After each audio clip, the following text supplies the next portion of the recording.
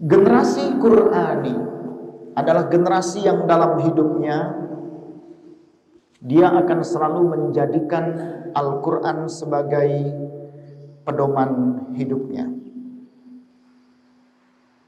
Di dalam hadis Utsman bin Affan yang disampaikan dalam kumpulannya Bukhari, di situ disebutkan khairukum man ta'allamal Qur'ana wa 'allamahu.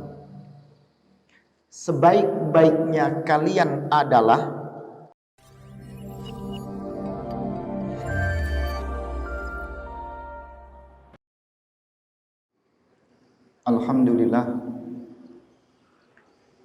Alhamdulillahilladzi sahala lil ibadi tariqal ibadah wa yassar wa wafahum ujura a'malihi min khazaini jawdihi allati la tuhsar.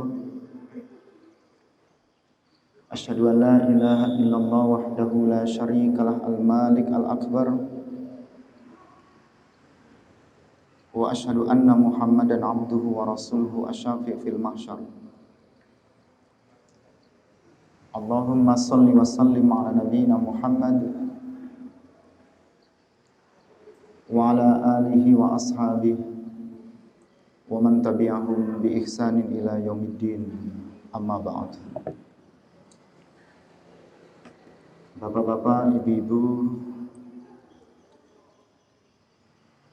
jamaah kajian di Ahad pagi, khususnya jamaah inti Masjid Al-Amin dan secara umum segenap simpatisan yang menjadi penguat dalam aktivitas kebaikan yang diselenggarakan. Tema yang kita sepakati untuk kita angkat bersama di pagi hari ini adalah tema yang insya Allah tidak untuk menjadikan bapak-bapak dan ibu-ibu memiliki kekhawatiran, ketertakutan, kebimbangan yang semakin mendalam karena ada bahasa pandemiknya. Tapi bagaimana di kondisi keadaan di saat pandemik ini menjadikan kita bukan bersifat menjadi masyarakat yang fobia, yang takut, tetapi menjadikan diri kita masing-masing untuk lebih sadar. Ada yang sesuatu yang kita bisa sebut mungkin dengan al-wa'yu ad-dini, ada religious consciousness, ada kesadaran keberagamaan yang semakin meningkat, yaitu semakin mendekatnya kita kepada Allah, semakin menumbuhkan rasa takutnya kita kepada Allah, semakin menyadarkan kita sesuatu yang terjadi apapun dalam kehidupan kita itu adalah kehendak Allah, dan meyakinkan di setiap sesuatu yang menyakitkan pasti ada diiringi dengan sesuatu yang menyembuhkan. Di setiap ada sesuatu yang melelahkan, karena kita dilelahkan dengan media sosial, pemberitaan, dan seterusnya. Tentunya ini akan menjadikan kita tidak semakin melelahkan, tetapi semakin membahagiakan. Allah sayang kepada umatnya yang bertauhid. Allah sayang kepada hamba-hambanya yang semakin mendekat kepada Allah. Dan itu mungkin terbukti. Saya tadi hampir tidak menyangka kalau saya datang di sini 5:30 tadi mungkin belum ada orang. Saya lihat handphonenya Pak Syamsul online, tapi kok beliau tenang-tenang begitu. Nggak dicari, nggak ditelepon, nggak ditanya. Oh, berarti belum ada jamaah mungkin. Biasanya begitu. Tapi ternyata subhanallah, semangat, kekuatan yang muncul dengan izin Allah hari ini kita dipertemukan, semua itu semata-mata hanya menjadikan kita sebagai generasi-generasi yang mencintai Allah. Maka tema kita menjadi generasi Qur'ani. Jadi bagaimana kita menjadi generasi yang Qur'ani di masa-masa, di kondisi kita yang saat ini dalam masa pandemi. Ketika kita berbicara tentang generasi Qur'an, yang di dalam bahasa Arab generasi itu dikenal dengan jailun, generation. Jadi ada satu fase, satu masa, dan fase dan masa itu menjadikan siapapun yang ada di dalamnya adalah orang-orang yang mendekatkan dirinya kepada Quran. Orang-orang yang selalu mau membaca, bukan sekedar membaca apa yang ada di dalam Al-Quran, tapi mau bertadabbur, mau menyelami makna yang ada di dalam Al-Quran. Karena Al-Quran diambil dari kata-kata qara'a. Qara'a yaqra'u, berkembang menjadi Quran. Kita sering mendengar istilah qira'ah. Di dalam Mu'jam Arabi, dalam Lisanul Arab, itu disebutkan qara'a itu berarti jama'ah, yang artinya mengumpulkan. Wa dhamma ba'dahu ala ba'din, setelah dikumpulkan, digabungkanlah dia antara satu dengan yang lainnya. Maka ketika ayat Allah yang pertama yang Allah turunkan, Iqra bismi rabbikal ladzi khalaq. Iqra diambil dari kata-kata qara'a, yang akhirnya berkembang menjadi Quran, qira'atun. Berarti bukan sekedar membaca, tetapi mengumpulkan, lalu menggabungkan. Apa yang dikumpulkan? Apa yang digabungkan? Tentunya makna kalimat-kalimat Allah yang diambil hikmah dari apa yang terjadi yang ada di dalamnya. Ketika Rasulullah di awal mendapatkan wahyunya Allah, Rasulullah diminta untuk membaca Iqra ya Muhammad. Rasulullah pun menjawab, ma ana biqari, aku tidak bisa membaca. Secara logika itu adalah benar, karena apa yang mau dibaca? Tulisan belum ada, kertas belum ada, alat yang digunakan untuk menulis belum ada, yang digunakan untuk mencetak belum ada. Maka kalimat bacalah tentunya tidak sekedar membaca apa yang dibaca. Seperti makna itu hari ini kita dalami, hari ini selalu bersama kita. Sedang apa? Membaca Quran. Karena ada sesuatu yang dibaca dan maknanya zahir, tampak. Yang dibaca Quran, yang dibaca tulisan. Tetapi di saat itu tidak ada yang dibaca. Maka ada para mufassir seperti Pak Quraisyab menyebutkan membaca di sini adalah membaca kehidupan. Karena ketika jamaah wa dhamma, ketika mengumpulkan dan menggabungkan, ini tidak dalam satu sisi,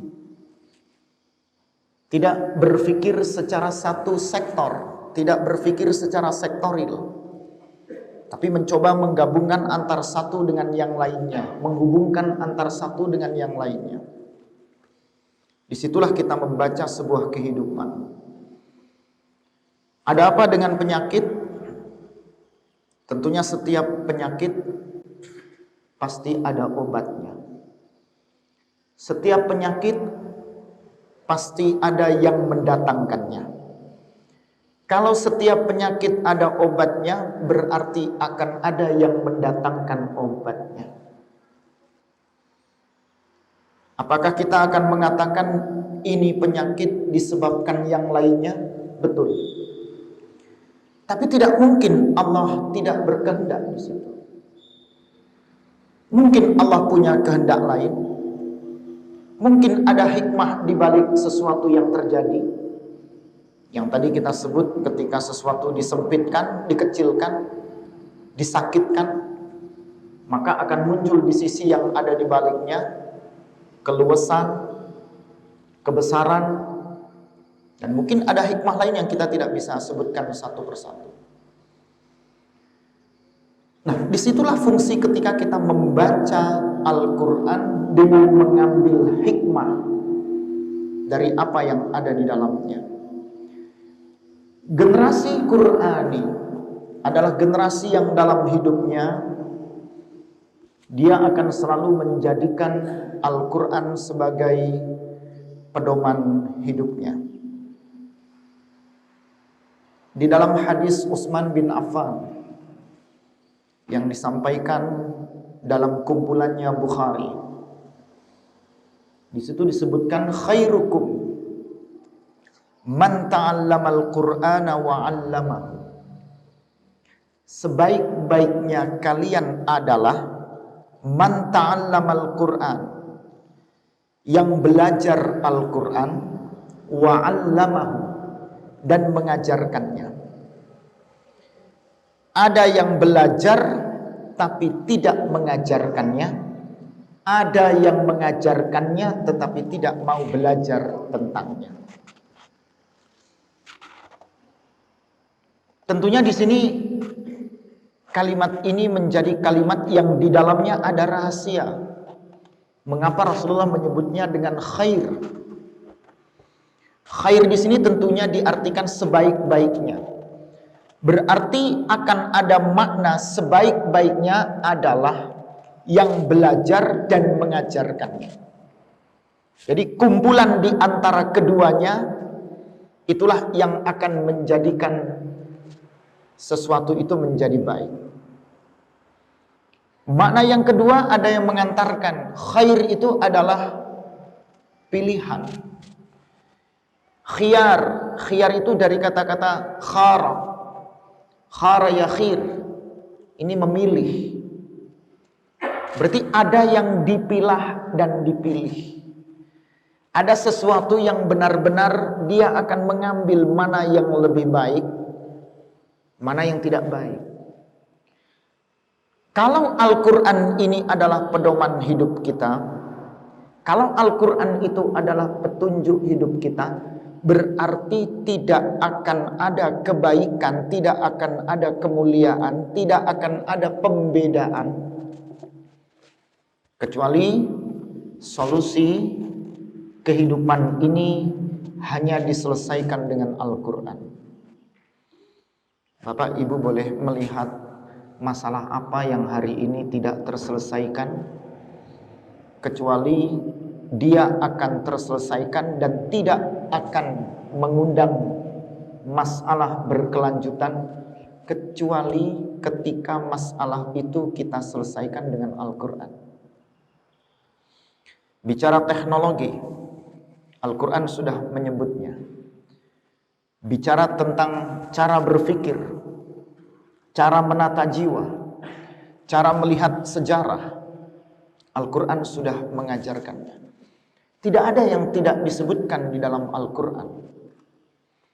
Bicara masalah penyakit, Al-Quran juga sudah menyebutkannya. Wa nunazzilu minal Qur'ani ma huwa shifaa'un wa rahmatul lil mu'minin. Surah apa itu? Al-Isra ayat ke-82. Wa nunazzilu minal Qur'an, dan kami yang selalu menurunkan dari apa yang ada di dalam Al-Quran, ma huwa syifaa'u wa rahmah. Dan itu yang diturunkan itu menjadi obat. Itu menjadi rahmat. Nah, kalau di dalam posisi ini yang pertama, di poin yang pertama ini, Al-Quran adalah sesuatu yang menjadi obat. Al-Quran adalah sesuatu yang mendatangkan rahmat.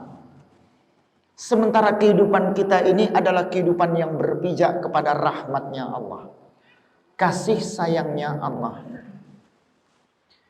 Maka generasi Qurani, generasi yang mencintai Al-Quran adalah generasi yang akan mengobatkan hidupnya, menjadikan ketika penyakit, ketika hidupnya ini sakit, maka Al-Quran dia jadikan sebagai obat.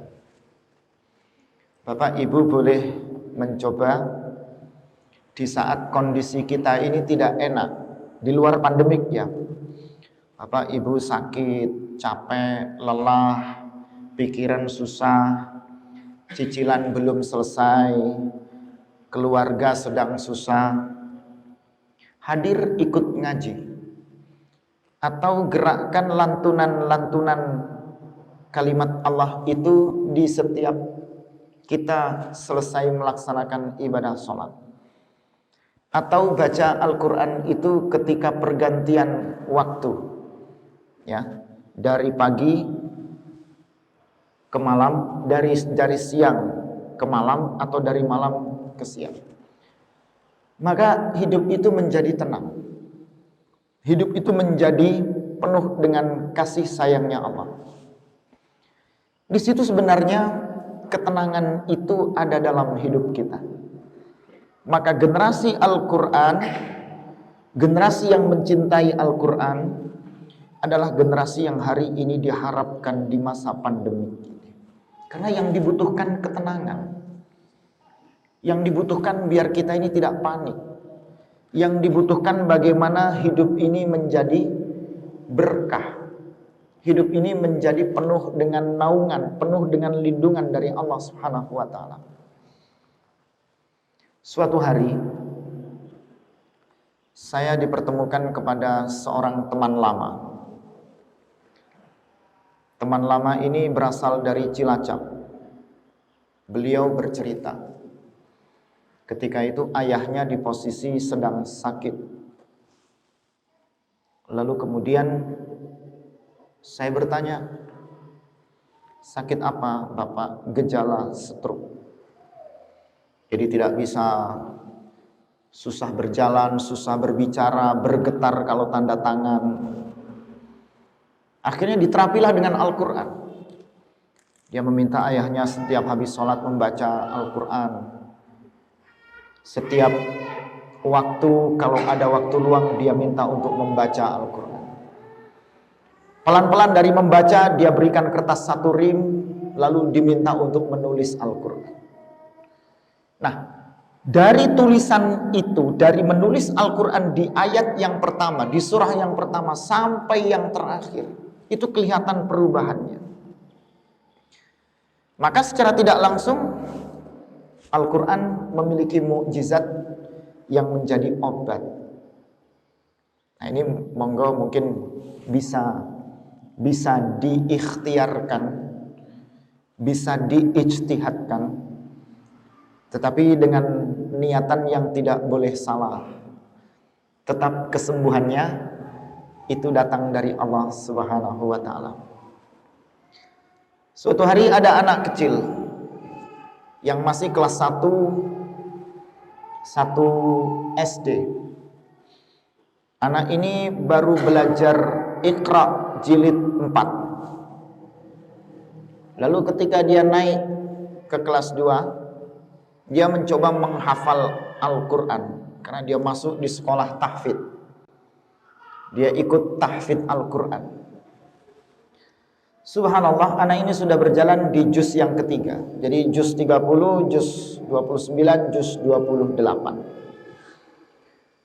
Padahal dia belum bisa membaca Al-Quran.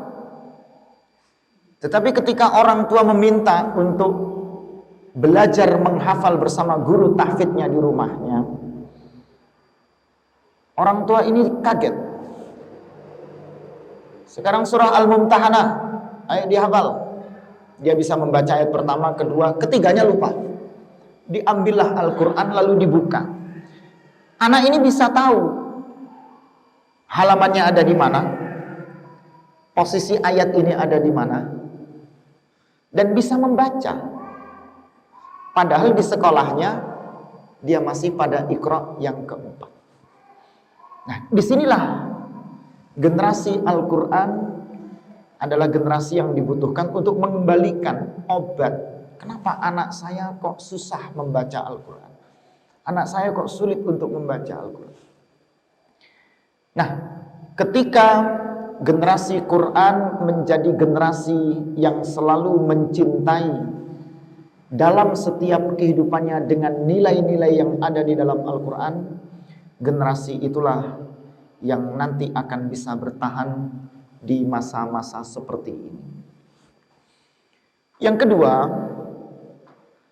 ketika seseorang menjadikan Al-Quran sebagai pedoman hidupnya, Al-Quran dijadikan sebagai solusi dalam hidupnya, maka di poin yang kedua dia akan mendapatkan ketenangan, menemukan keyakinan. Karena orang tidak akan mungkin tenang kalau tidak berangkat dari sebuah keyakinan. Al-yaqinu la yuzalu bisyakki. Kaidah usuliyah menyebutkan, kaidah fikih menyebutkan, keyakinan itu tidak akan dihilangkan oleh keraguan. Jadi keraguan apapun itu akan menjadi hilang ketika kita memiliki sebuah keyakinan. Pernah tidak Bapak dan Ibu berpikir, berangkat dari motivasi yang membangkitkan kita semangat, semangat untuk hidup, semangat untuk belajar, semangat untuk sehat, semangat untuk bisa bertahan menjadi hidup ini lebih berkah.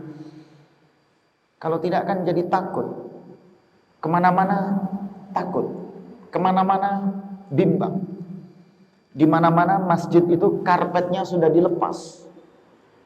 Di sini karpetnya bertahan ini, hebat ini, hebat. Saya menemukan di Sidoarjo itu baru 2 masjid yang bertahan dengan karpetnya, yang lainnya dilepas. Tapi suatu saat ketika saya harus sholat di sini kan saya harus yakin, Bismillah, Allah yang menyembuhkan, Allah yang mendatangkan penyakit, Allah yang mendatangkan ajal kita, ya, karena tidak ada satu apapun, ya. Wa ma tadri nafsun bi ayyi ardin tamut. Setiap jiwa itu tidak akan ada yang bisa tahu di tanah mana dia akan mati. Kita bisa katakan kita akan meninggal di kota Kediri, di kecamatan apa ini? Badas. Bagas, Badas, Pak. Badas. Ya. Tapi kan kita tidak tahu. Kita akan meninggal di rumah. Kita akan diwafatkan oleh Allah di rumah. Di mana? Di kamar. Di kamar tidur, di kamar mandi, di kamar tamu, kita nggak tahu. Nah, ini berangkat dari keyakinan. Maka generasi Qurani adalah generasi yang benar-benar dia akan menemukan keyakinan dalam hidupnya. Kalau semua itu terjadi atas izin dan kehendak Allah. Siapa yang tidak katakan hidup ini beresiko? Siapa yang tidak mengatakan kalau kita hidup ini tidak punya tantangan? Semua orang akan mengatakan hidup ini beresiko. Ada mitigasi resiko. Jadi bagaimana kita menangani, mencegah, mengendalikan sebuah resiko? Ibarat resiko itu kalau di perusahaan ada manajemen risiko, the risk of management. Tapi kapan kita bisa mengukur resiko itu terjadi? Kan tidak ada. Bapak Ibu bisa memiliki satu mesin, yang mesin itu diprediksikan per jamnya akan mengeluarkan 6.000 lembar. Tapi ketika kita menghasilkan 6.000 lembar itu, tepatkah dia 1 jam? Tidak. Nah, resiko itu terjadi setelah mesin ini berjalan dan setelah ia menghasilkan. Sama seperti kita hidup. Tidak ada yang tahu yang akan terjadi itu seperti apa. Tidak akan ada yang bisa mengira seperti apa yang akan terjadi di kemudian hari. Disinilah akidah menjadi sesuatu yang menguatkan kehidupan kita ketika orang-orang yang berpegang kepada Al-Quran adalah orang-orang yang menanamkan akidahnya yang benar. Akidah itu apa? Dari kata-kata aqadah. Aqadah itu mengikat. Aqdun itu artinya akad. Akad itu artinya janji. Perjanjian. Ada kontrak. Aqidatun, ini ada sesuatu yang mengikat. Ketika kita membaca ayat-ayat Al-Quran, ini ada sesuatu yang kita ikatkan atau tidak? Apa cukup dengan membaca? Kan tidak. Banyak penghafal Al-Quran menghafal tetapi tidak memahami. Banyak juga teman-teman kita yang memahami Al-Quran tetapi tidak punya kekuatan menghafal. Ada yang bisa membaca Al-Quran tetapi tidak mengerti arti dan makna yang ada di dalam Al-Quran. Akhirnya akidahnya lemah. Ada yang bisa menghafal Al-Quran, semuanya bisa. Saya dulu punya profesor namanya Leon Busken. Pak Leon itu ateis, tidak beragama, di Leiden University waktu itu. Ada lagi satu lagi Willem Bidres. Wah, itu kalau ngangkat hadis ngeri. Hafal dia sanad hadis itu. Digambarkan satu hadis begini diturunkan. Saya bilang, Pak Dres, Pak Willem, ini kalau di Indonesia sudah jadi ustadz ini. Dia bisa membaca Al-Quran, bahkan apa itu yang tulisan Arab tapi Jawa itu Arabego itu bisa, yang utawi ya. Pinter membaca itu. Memang periset untuk Indonesia. Tetapi Allah tidak kasih hidayah. Allah tidak ikatkan apa yang dia baca untuk dia artikan, dia fahamkan dalam hidupnya.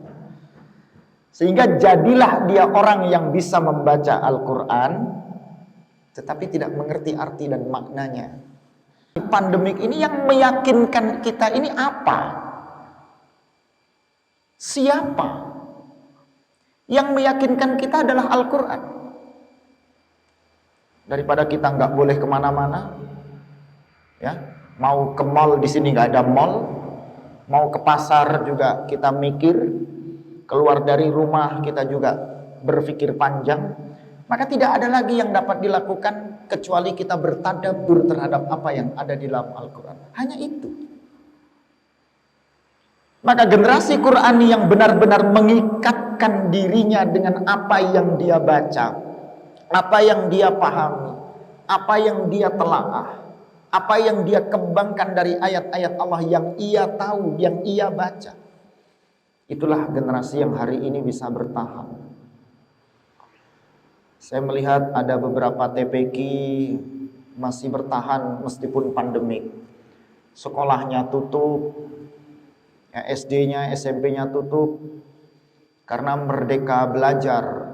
Gara-gara merdeka belajar itu jadi tidak belajar. Betul ya?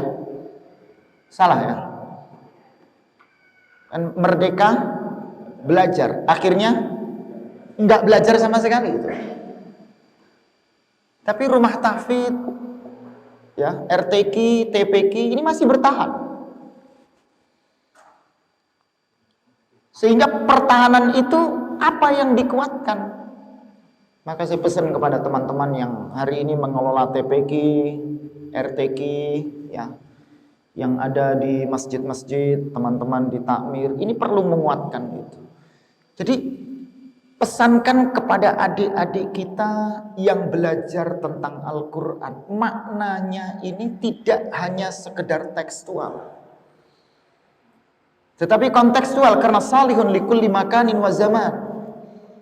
Ayat-ayat Allah ini mengandung unsur kebaikan, salih, di setiap waktu dan di setiap tempat. Bayangkan, tidak ada satu apapun yang terjadi di alam ini kecuali kejadiannya itu tertulis di dalam Al-Quran. Kita bicara apa hari ini? Bicara masker. Ini tidak lepas dari unsur-unsur yang semuanya dari alam. Bicara karpet, dinding yang kokoh, kayu, besi, semuanya dari alam. Dan ketika kita mengatakan Rabbul Alamin, zat yang mengatur, yang menata alam semesta, berarti semua yang ada di alam semesta ini bergantung kepada aturannya Allah. Semua yang diciptakan dan dijadikan oleh Allah di dalam alam semesta ini, berarti langit dan bumi, itu semuanya berdasarkan atas kehendaknya Allah. Wa ja'alna minal ma'i kulla syai'in hayy. Dan kami menjadikan segala sesuatu yang hidup itu dari air. Berarti ketika ada yang menunjang kehidupan manusia hari ini tidak lepas dari air. Kaca tidak akan bisa dibentuk kalau tidak menggunakan unsur air. Dinding-dinding yang kokoh ini, tekel yang keras, besi yang kuat, dan semuanya tidak akan bisa terbentuk kecuali mengandung unsur-unsur air. Dan itu akidah yang ditanamkan. Yang seperti orang-orang yang tidak beragama, belajar tentang Islam, belajar tentang Al-Quran bukan untuk mencari keyakinan, bukan untuk menguatkan akidah, tapi mencari pelemahan sesuatu yang benar. Akhirnya jadilah yang benar itu salah, yang salah itu benar. Ada teman kita misalnya yang belajar di fakultas psikologi. Berarti dia belajar tentang ilmu kejiwaan. Dia akan mengukur kejiwaan orang yang hari ini bersalaman dengan seseorang atau sedang berada bersama seseorang. Tiba-tiba seseorang yang bersamanya itu sedang dalam keadaan sakit. 3 hari yang lalu saya ditelepon teman saya jam 11 malam. Ustadz sedang di mana? Di rumah. Boleh mampir enggak? Saya bilang, kenapa? Saya minta Ustadz, ini tadi saya duduk seminar dengan teman saya. Tiba-tiba dia ngabarin setelah Isya itu kalau dia positif. Terus, ya anak pusing gak berani pulang ini. Kalau boleh anak mampir Ustadz, saya minta probiotiknya Ustadz. Masih ada gak? Ada.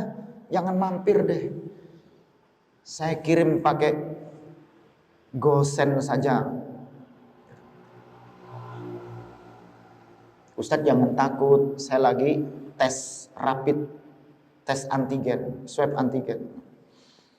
Terus keluar hasilnya negatif. Tapi sudah kadung saya GoSend kan waktu itu. Coba, duduk di samping yang positif,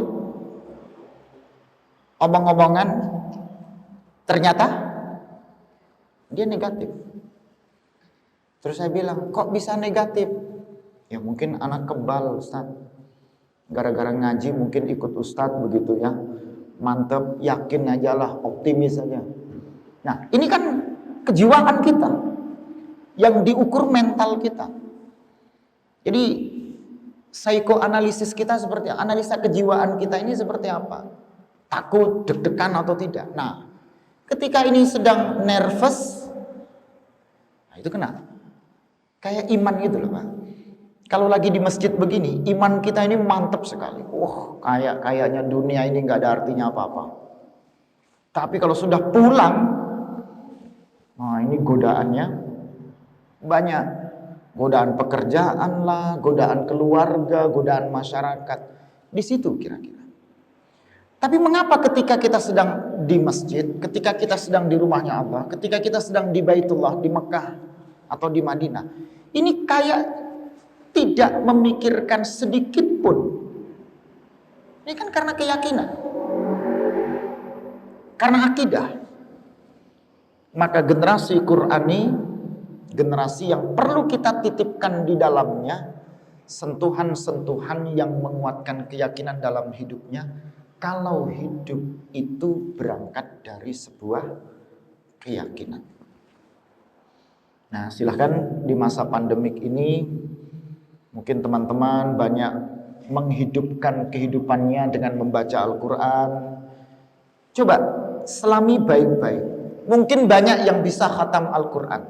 Tapi kalau kita tanya, ada nggak yang khatam membaca terjemahannya Al-Quran? Ada Ustaz. Oke, sekarang ada nggak yang khatam membaca tafsirnya Al-Quran?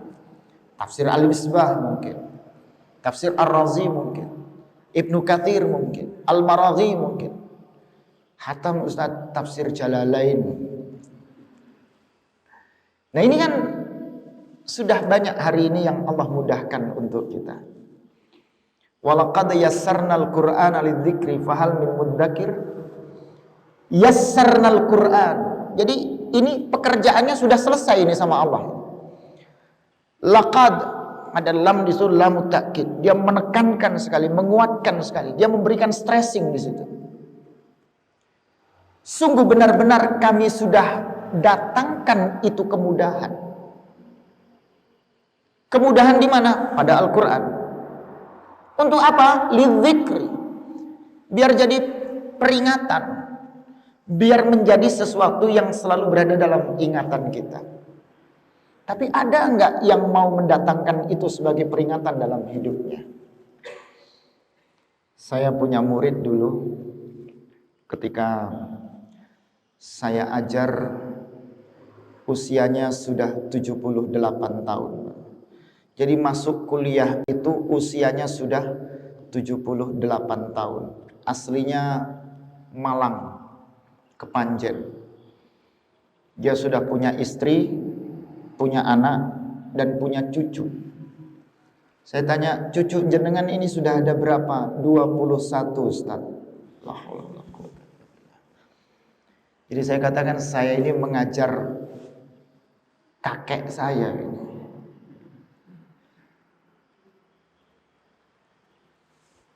Setelah itu saya tanya, beliau pensiunan pegawai di KUA.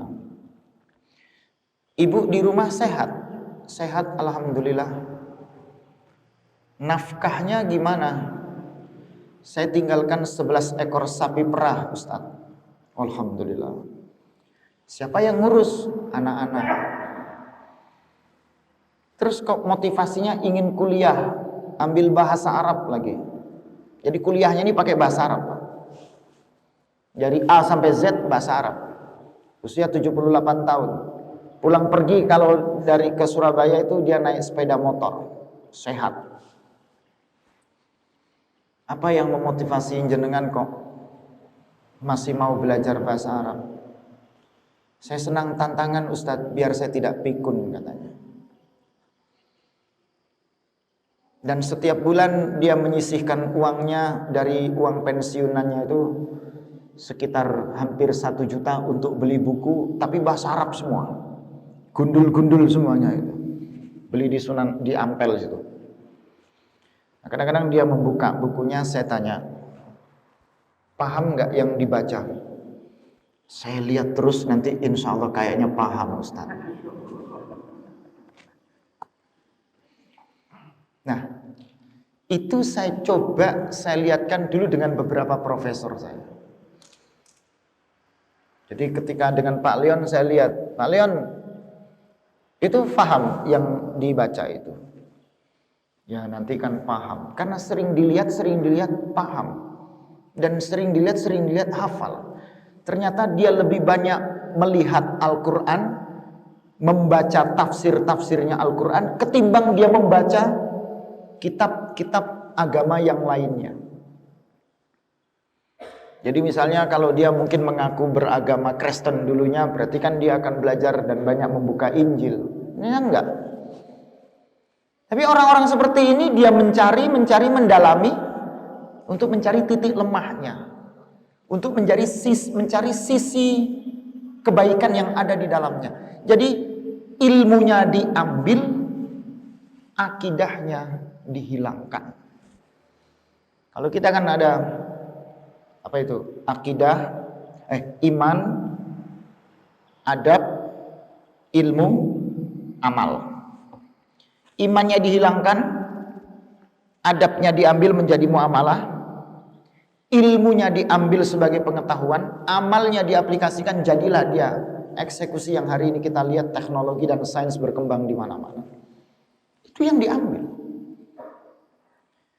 Makanya generasi kita kenapa menjadi lemah? Karena sudah tidak berpijak kepada nilai Al-Quran. Nah sekarang yang belajar psikologi tadi, apakah kalau kita tarik, apakah sudah pernah belajar pemikirannya Ibnu Khaldun, yang bapak psikologi Islam, dia punya buku Al-Muqaddimah li Ibni Khaldun. Ini dibaca apa enggak? Diambil nilai-nilainya apa enggak? Pengetahuannya atau tidak? Nah, terjadi apa? Ruang yang memisahkan. Seolah-olah Al-Quran ditinggalkan ketika manusia dihadapkan kepada kemajuan teknologi, sains dan teknologi ini meninggalkan dasar kebenaran dari apa yang ada di dalam agama. Jadilah hari ini kita ilmuwan, tetapi ilmuwan yang tidak agamawan. Jadi kita seorang saintis, tetapi kita tidak punya bekal pondasi agama, tidak punya bekal pondasi religius yang kuat. Jadilah kita akhirnya pemikir yang sekuler. Jadilah kita pemikir yang tidak berdasarkan kepada nilai-nilai agama. Nah, di sini pentingnya menjadi generasi Qurani, generasi yang mencintai apa yang ada di dalam Al-Quran di tengah-tengah masa kita saat ini menjadi masa yang pandemi. Yang ketiga, generasi Qurani adalah generasi yang selalu ingin mencari tahu, yang selalu ingin melihat, mengamati, menganalisa sesuatu itu untuk menjadi benar. Kan kita ini banyak yang menjadi orang tahu tapi tidak mau tahu. Ada orang yang tidak tahu tapi pura-pura tahu atau sok tahu. Yang kita ikuti siapa? Ya orang yang tahu. Rajulun yadri wa yadri annahu yadri fa huwa alimun fattabi'un. Orang yang tahu dan dia tahu kalau dirinya tahu, maka dialah orang yang berilmu. Fattabi'un. Jangan ikuti orang yang rajulun la yadri wa la yadri annahu la yadri fa huwa jahilun farfudu. Orang yang tidak tahu dan dia tidak tahu kalau dirinya tidak tahu. Orang ini yang disebut jahil, orang yang bodoh, farfudu. Lah yang kita ladeni orang yang tidak tahu, dan kita ini selalu berdiskusi, berdebat dengan orang yang tidak tahu. Sekalipun kita ini tahu, ya, bapak ibu normal duduk di samping orang yang tidak normal, pakaiannya rapi, sarungan. Nah, lalu bapak ibu mengatakan, monggo, diam aja dia. Diajak bicara, badhe tindak pundi, diam aja. Lalu orang yang ada di belakang kita bilang, mas, itu orang begini mas, jangan diajak bicara. Andai kata dia menjawab, antara pertanyaan dengan jawaban tidak akan connect. Nah, apakah kita akan menjadi generasi yang seperti itu? Kita ini tidak tahu, masih mendingan rajulun la yadri wa yadri annahu la yadri. Orang yang tidak tahu dan dia tahu kalau dirinya itu nggak tahu. Dia mau belajar, dia mau mencari tahu. Nah, akankah generasi kita hari ini generasi yang selalu ingin mencari tahu itu tadi? Tapi bukan melawan sesuatu yang sudah dia ketahui. Kan sekarang lagi apa itu? Iddiaul haq itu. Apa? Truth claim ya. Orang tuh selalu mengklaim kebenaran. Yang seolah-olah dia mengatakan dirinya yang paling benar, dirinya yang paling sempurna, dirinya yang paling tahu. Padahal di balik sesuatu yang dia tahu, itu bisa jadi ada pengetahuan di luar yang dia sebenarnya belum tahu. Bukankah manusia itu lemah? Manusia itu penuh dengan keterbatasan. Manusia itu penuh dengan ketidaktahuan. Dia nggak tahu. Bapak, ibu, suami, istri ya. Ini suami, istri. Suatu hari bapak ngelihat ibu senyum, mesam. Tumben ibu ini kok senyum padahal tanggal tua ya. Pensiunan belum keluar misalnya. Tiba-tiba ibu tuh dapat arisan Pak 10 juta. Diam aja ibu itu. Mau ngomong mau beli gelang, mau beli baju baru, sepatu baru atau sungkan. Ditunggu dulu kira-kira melihat bapak ini enaknya kapan begitu. Nah, bapak dan ibu yang satu rumah, yang setiap hari kemana-mana bersama-sama, itu tidak tahu tentang sesuatu yang sebenarnya bapak harus tahu. Atau ibu yang setiap hari di rumah bersama bapak, ibu itu bisa tidak tahu terhadap apa yang menjadi kebiasaan bapak yang sebenarnya ibu harus tahu. Nah, di sini kita diminta untuk mencari tahu. Karena orang ini kadang-kadang kalau dia sudah tahu, dia stop untuk tidak mau mencari tahu. Dia sudah melihat satu kebenaran lalu dia stop. Tidak ingin mencari kebenaran yang lainnya. Padahal beberapa ijtihad, mujtahid itu berijtihad untuk mencari titik kebenaran yang sebenarnya ini ada di mana. Maka di dalam tarjih Muhammadiyah kan selalu berkembang itu. Kenapa disebut dengan tarjih? Dari rajjaha yurajjihu. Itu artinya qawwa yuqawwi. Tarjihan, taqwiyan artinya. Sesuatu yang akan menguatkan. Berarti menguatkan ini akan terjadi penguatan-penguatan. Salat misalnya dalam salat berjamaah di dalam Muhammadiyah rapatnya saf. Ya. Istijal, mensegerakan ibadah salat itu. Tapi ketika ibadah salat akan diselenggarakan di tengah kondisi pandemik, apa yang bisa dilakukan? Salat Jumat misalnya, pandemik, mau salat Jumat online kita. Kayak lagi ramai ini Bu ya. Khutbah Jumat online. Dari mana? Sidoarjo. Ustadz siapa? Ustadz Eko Asmanto. Ustadz, ada teman kita yang kena takmir dan segala sesuatunya. Masjid sementara kita lockdown Ustadz. Terus khutbah Jumat online Ustadz. Pakai Zoom begitu. Ini akan muncul. Ketarjihan akan menjawab. Boleh nggak kira-kira kita sholat ini pakai Zoom? Nah, akhirnya begitu. Ketarjihan akan menjawab. Sekalipun semuanya akan beranalogi. Ini benar atau tidak, benar atau tidak. Di situ penguatan. Nah, disitulah hukum berkembang.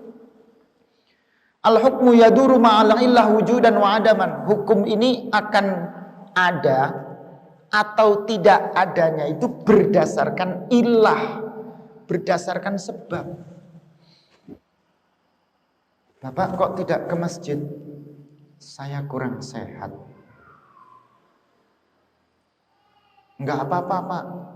Tetap ke masjid sekalipun tidak sehat. Si bapak mengambil kemaslahatan daripada kemudorotan. Badan saya sedang tidak enak, ya, fisiknya sedang lemah. Kemudorotan yang dihindarkan dan diambillah kemaslahatan.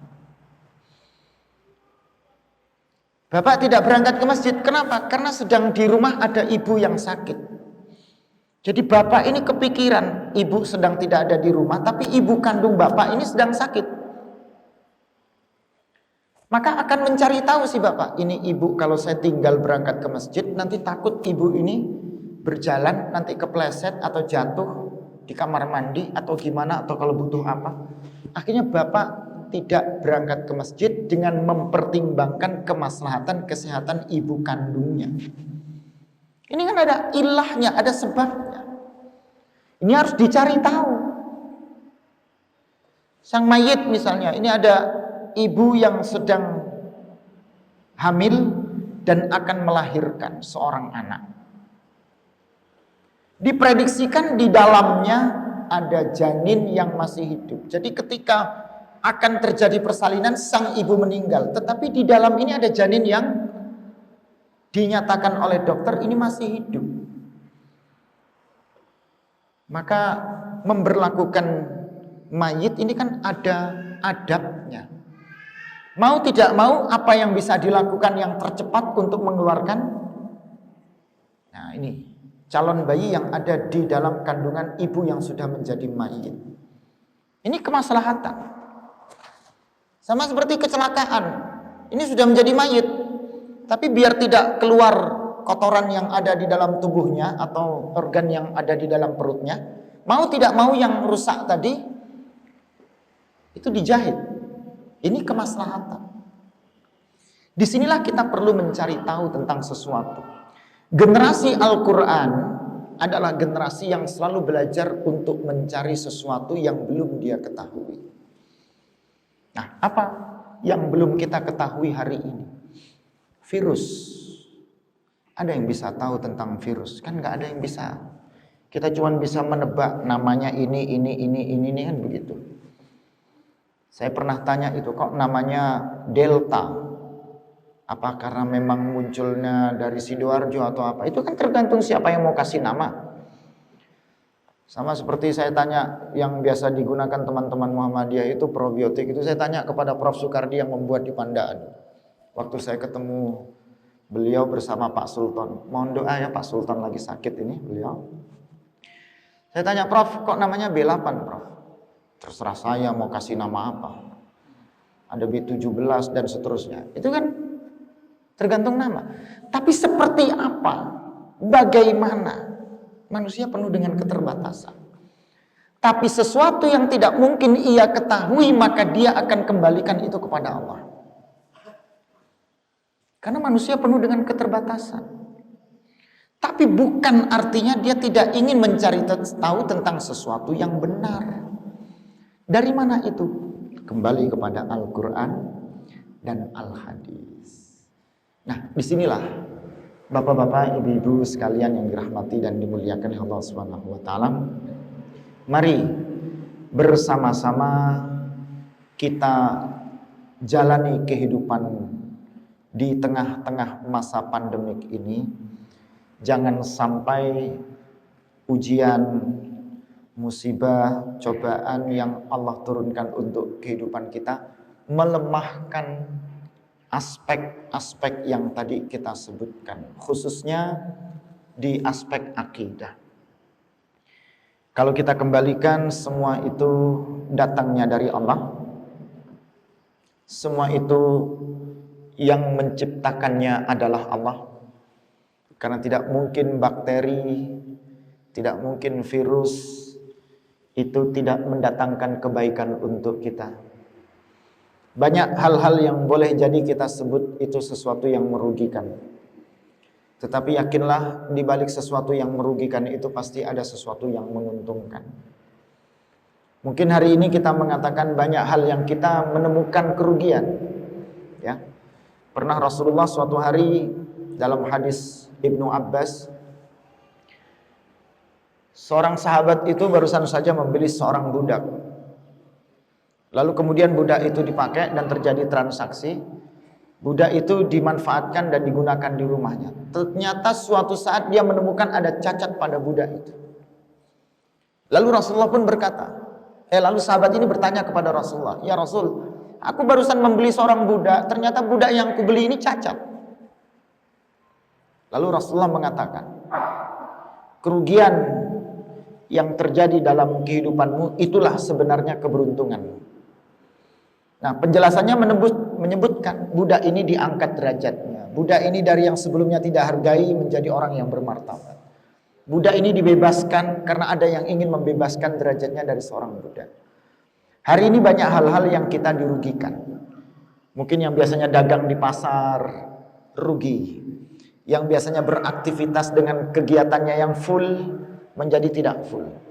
Yang hari ini selalu mendekatkan dirinya dengan berbagai macam kegiatan untuk mendekatkan dirinya kepada Allah menjadi sesuatu yang terkurangi rasa dekat. Nah, jangan pernah berpikir ketika musibah, ketika wabah itu menjadi faktor yang menghambat kita. Yakinlah di balik sesuatu yang menghambat itu Allah beri sesuatu yang melonggarkan kita. Yakinlah di saat kita hari ini menemukan berbagai macam kekurangan, kerugian, di balik itu Allah bukakan. Kayak balon itu. Balon itu kalau dikempeskan satu sisi, maka dia akan menggelembung di sisi yang lainnya. Nah, sebenarnya ada konsep al-ma'iyah. Fa inna ma'al usri yusra, inna ma'al usri yusra. Jadi setiap ada al-usr itu Allah sertakan al-yusr. Setiap ada kesulitan itu Allah sertakan sesuatu yang memudahkan. Buktinya yang kuliah usia 78 tahun itu sempat menjadi wisudawan tertua. Karena dia selesai di usianya 82 tahun. Dan itu terjadi sebelum pandemik dia sudah bisa diwisuda. Nah, ini kan satu berkah. Sulit, susah. Usia 78 tahun kuliah S1. Tapi di setiap sesuatu yang menyulitkan itu akan Allah datangkan sesuatu yang memudahkan. Nah, di kondisi kita hari ini mungkin kita belajar Al-Quran, kita menemukan kesulitan. Di saat ini kita ingin menjadi generasi yang selalu berpegang kepada nilai Al-Quran, terkadang kita menemukan kejenuhan. Nah, dari mana itu bisa kita lakukan kecuali berangkat dari dua hal. Yang pertama keimanan dan yang kedua keistiqomahan.